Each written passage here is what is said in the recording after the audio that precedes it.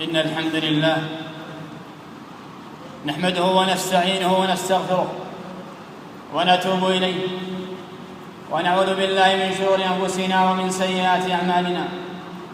من يهده الله فلا مضل له، ومن يضلل فلا هادي له.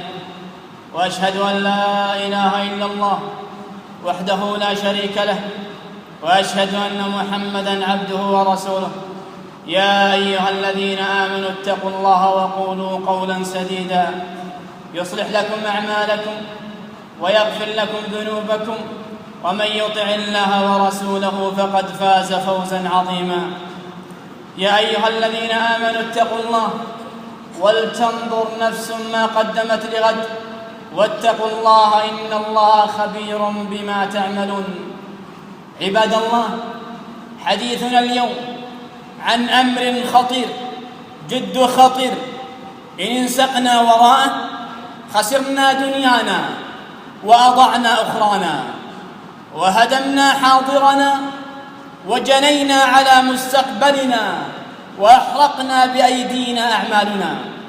نعم، حديثنا عن محرقة الحسنات وممحقة البركات، إنها والله سبب المهلكات.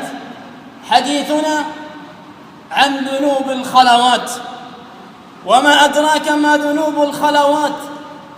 لله كم من الحسنات أحرقت، وكم من البركات محقت، وكم من الأعمال ضيعت. ولذلك نحتاج أن نتحدث عنها، وأن نذكر أنفسنا خطرها. كيف لا؟ وقد حذر رسول الله صلى الله عليه وسلم من مآل أهلها وسوء صنيعهم. جاء في الصحيح من حديث ثوبان رضي الله عنه أن النبي صلى الله عليه وسلم قال: لأعلمن أقواما من أمتي يأتون يوم القيامة بحسنات أمثال جبال تهامة بيضاء، أعمال كثيرة، صدقة وصيام وصلاة وقيام، دعاء وابتهال، لجوء إلى الله عز وجل، فيجعلها الله هباء منثورا. قال ثوبان راوي الحديث: من هم يا رسول الله؟ صفهم لنا، جلهم لنا، ألا نكون منهم ونحن لا نعلم. وهذا حال الصالحين، يخشون أن يكونوا ممن كتب عليهم الحرمان، يخشون أن يكونوا من أهل الضياع، يخشون أن يكونوا ممن حرموا لذة النظر إلى وجه الله عز وجل، يخشون أن تبدل حسناتهم سيئات، وأن تطير أعمالهم هباء منثورا. فقال صلى الله عليه وسلم: أما إنهم من إخوانكم، أي ليسوا بكافرين ولا بمنافقين، أما إنهم من إخوانكم ويأخذون من الليل كما تأخذون، ولكنهم أقوام إذا خلوا بمحارم الله انتهكوها. ولكنهم أقوام إذا خلوا بمحارم الله انتهكوها. هم من أولئك الذين قال الله عنهم: يستخفون من الناس ولا يستخفون من الله، وهو معهم إذ يبيتون ما لا يرضى من القول، وكان الله بما يعملون محيطا. إذا خلوا بالمعاصي بين الحيطان والجدران ارتكبوها وفعلوها، ولا يبالون بنظر الله عز وجل لهم، ولا باطلاع الله تبارك وتعالى إليهم. إذا غابت عنك عين أبيك، أو غابت عنك عين أمك، أو غابت عنك عين زوجتك، فإياك أن تغيب عنك عين الله عز وجل. إياك أن تنظر إلى الله عز وجل كما تنظر إلى البشر. لا تظن عند إغلاق الباب والاختفاء عن الناس أنه لا أحد يراك، بل الله عز وجل يراك، فلا تخفى عليه خافية سبحانه. يعلم سرنا ونجوانا، ما قدمنا وما أخرنا، ما أسررنا وما أعلنا. إذا أمنت من رؤية الناس فاعلم أن الذي لا تخفى عليه خافية والذي يعلم ويرى دبيب النملة السوداء على الصخرة الصماء في الليلة الظلماء يرى صنيعك، فاستحي من نظر الله عز وجل إليك. وإذا خلوت بريبة في ظلمة والنفس داعية إلى العصيان، فاستحي من نظر الإله وقل لها إن الذي خلق الظلام يراني. اتق الله وتمعن في تلك المرأة التي راودها صاحبها، طلب منها أن يفعل بها ما يفعل الرجل بأهله، وقال إننا في مكان لا يرانا فيه أحد، فالتفتت إليه فقالت إذن أين الله؟ إذن أين الله؟ وأين أنت عن نظر الله؟ أين الله؟ ألم يعلم بأن الله يرى؟ ألم يعلم أن الله يعلم السر وأخفى؟ يعلم خائنة الأعين وما تخفي الصدور. عباد الله، ذنوب الخلوات على خطرها واشتدت عقوبتها، وجاء فيها ما جاء من الوعيد والتهديد والتحذير. وسبب ذلك أن ذنوب الخلوات تنبو عن تهاوي تعظيم الله تعالى في قلب العبد، فهي عنوان لضعف تعظيم الله تعالى، عنوان لعدم إجلال الله تعالى. يقول ابن عباس رضي الله عنهما: اعلم أن خوفك واضطراب قلبك عندما تحرك الريح ستر بابك أعظم من الذنب. ما معنى هذا؟ معناه عندما تكون على المعصية وتجترح الخطيئة وبينما أنت كذلك في سكون وهدوء قد أمنت الرقيب، وبينما أنت كذلك وإذا بك تسمع صوت أو ترى حركة أو تشعر بأحد فتخاف ويفزع القلب ويقشعر البدن. هذا الخوف، هذا الاضطراب أعظم عند الله عز وجل من الذنب الذي كنت عليه، لأنه برهان ساطع ودليل واضح على أنك تخاف. لكن من المخلوقين، ممن تخاف من المخلوقين، فأين أنت عن نظر الله عز وجل؟ عبد الله، ذنوب الخلوات مرض وبلية، وكأني بك كحالي تسأل عن العلاج، ويتلهف قلبك لإنقاذ نفسك من هذا الهلاك والدمار والضياع. فإليك أخي هذه الوصفات، أن أعظم ما يعينني وإياك على تطهير نفوسنا وتخليصها من أدران هذه الذنوب أن نعرف لله عز وجل قدره وما له من أسماء وصفات، تتعلم ما معنى العليم، وتقف على معنى الخبير، وتتفهم ما معنى السميع والبصير. وما قدر الله حق قدره، والأرض جميعا قبضته يوم القيامة، والسماوات مطويات بيمينه سبحانه وتعالى عما يشركون.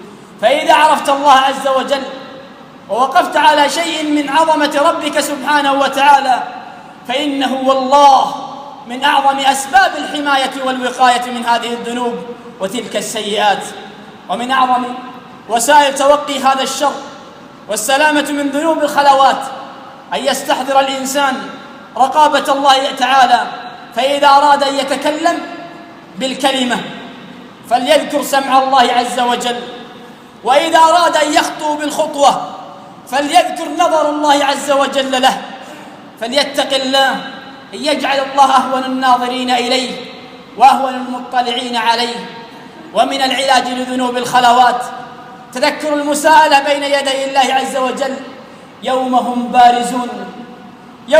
بارزون لا يخفى على الله منهم شيء، لمن الملك اليوم؟ لله الواحد القهار. وفي الصحيح يقول عليه الصلاة والسلام: ليس منكم إلا وسيكلمه ربه، ليس بينه وبينه ترجمان. هذا الموقف إذا تذكره الإنسان يدعوه إلى أن يحسن سريرته، لأنه سيأتي ذلك اليوم الذي تكشف فيه السرائر وتبلى فيه أخبار الناس. ليس هناك شيء يمكن أن يخفى على الله عز وجل نسأل الله العفو والعافية. عباد الله، ومن علاج ذنوب الخلوات وقال الله وإياكم شرها أن تجعل بين عينيك دائما حسن الخاتمة وسوء الخاتمة. من المعلوم أنه ما من ذنب يخفيه الإنسان إلا سيظهر يوما ما على ظاهره، إما على فلتات لسانه، وإما على بدنه، وإما يجعل له كخاتمة والعياذ بالله. وفي الحديث قال عليه الصلاة والسلام: والذي نفسي بيده إن الرجل ليعمل بعمل أهل الجنة حتى ما يكون بينه وبينها إلا ذراع، فيسبق عليه الكتاب فيعمل بعمل أهل النار فيدخلها.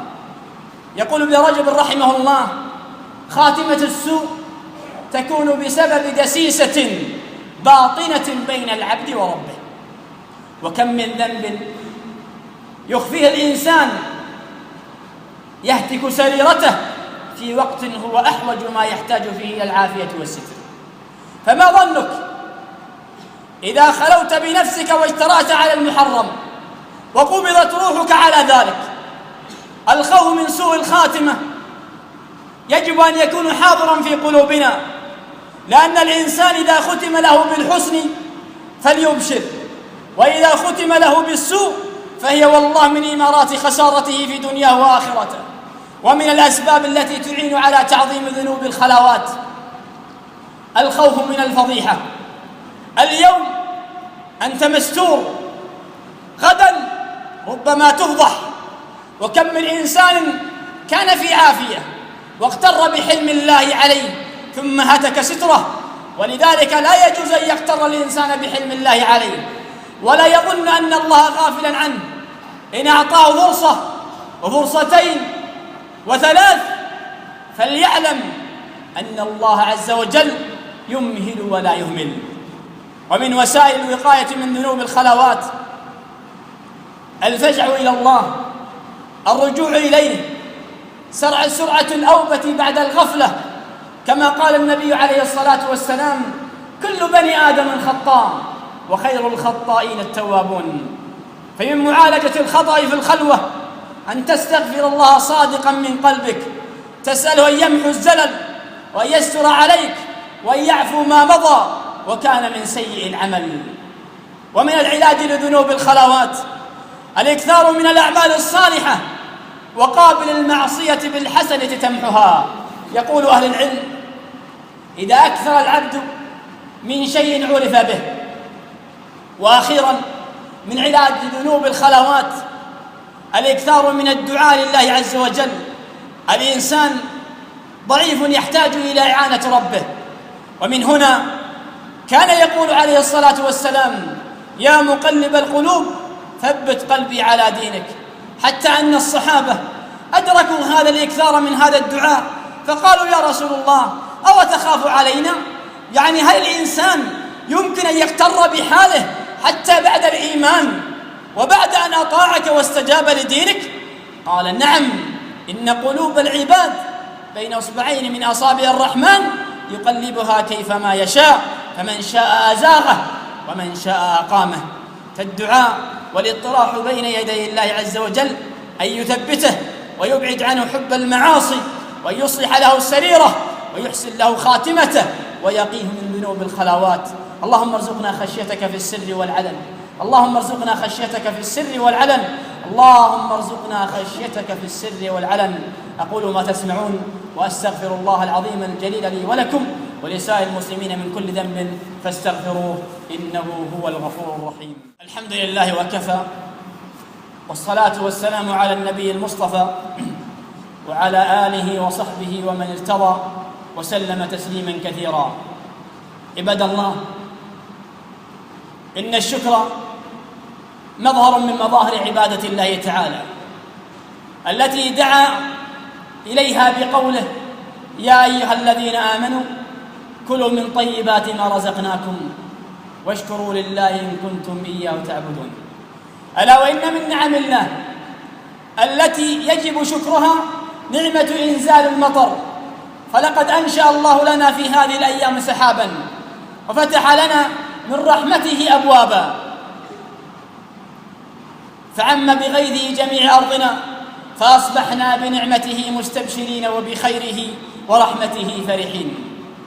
وهو الذي ينزل الغيث من بعد ما قنطوا وينشر رحمته، وهو الولي الحميد. فاشكروا الله أيها المسلمون، واذكروا الله كثيرا، وسبحوه بكرة وأصيلا. فنشكر الله الولي الحميد ونحمده سبحانه الذي له خزائن السماوات والأرض، والذي أنزل من السماء ماء وجعله عذبا فراتا برحمته. قال تعالى: أفرأيتم الماء الذي تشربون أنتم أنزلتموه من المزن أم نحن بعد ما قنطوا وينشر رحمته، وهو الولي الحميد. فاشكروا الله أيها المسلمون، واذكروا الله كثيرا، وسبحوه بكرة وأصيلا. فنشكر الله الولي الحميد ونحمده سبحانه الذي له خزائن السماوات والأرض، والذي أنزل من السماء ماء وجعله عذبا فراتا برحمته. قال تعالى: أفرأيتم الماء الذي تشربون أنتم أنزلتموه من المزن أم نحن المنزلون لو نشاء جعلناه أجاجا فلولا تشكرون. قال أبو العالية رحمه الله: إني لأرجو ألا يهلك عبد بين اثنتين: نعمة يحمد الله عليها، وذنب يستغفر منه. هذا وصلوا وسلموا على الرحمة المهداة محمد بن عبد الله. اللهم صل وسلم وبارك على عبدك ورسولك محمد. وارض اللهم عن الصحابة أجمعين، وعن التابعين وتابع التابعين، ومن تبعهم بإحسان إلى يوم الدين، وعنا معهم بعفوك وكرمك وإحسانك يا أرحم الراحمين. اللهم آمنا في أوطاننا، وأصلح أئمتنا وولاة أمورنا. اللهم آمنا في أوطاننا، وأصلح أئمتنا وولاة أمورنا. اللهم آمنا في أوطاننا، وأصلح أئمتنا وولاة أمورنا. اللهم ارزقهم البطانة الصالحة الناصحة لدينها وأمتها، وأبعد عنهم بطانة السوء يا حي يا قيوم.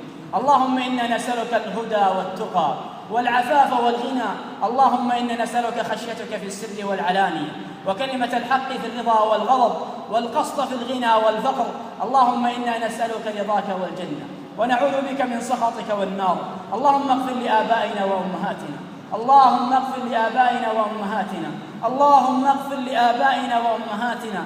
اللهم ارحمهما كما ربونا صغارا، اللهم ارحمهما كما ربونا صغارا، اللهم ارحمهما كما ربونا صغارا. اللهم اغفر للسامعين والحاضرين، اللهم اشرح صدورهم، اللهم اغفر ذنوبهم، اللهم استر عيوبهم، اللهم اجعل لهم من كل هم فرجا، ومن كل ضيق مخرجا. اللهم ارزقهم من حيث لا يحتسبون، اللهم ارزقهم من حيث لا يحتسبون.